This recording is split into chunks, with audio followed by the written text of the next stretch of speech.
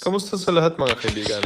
Sa gilid ng iceberg, sasabihin ko kung paano maglagay ng background sa relo, costume watch, Rolex, Cartier, at iba pa sa Apple Watch.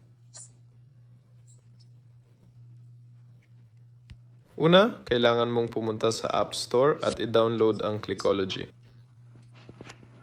Ayan, buksan ang app at magparehistro dito, mag-login.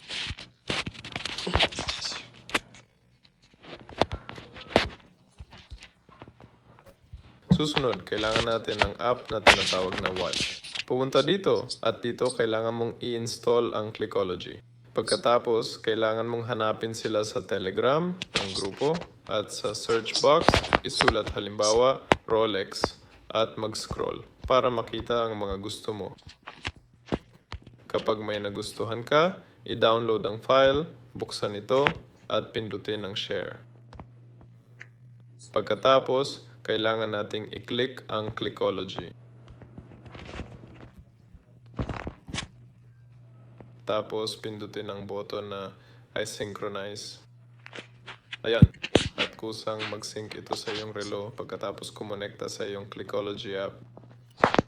Yun lang yun. Hanggang sa muli, paalam.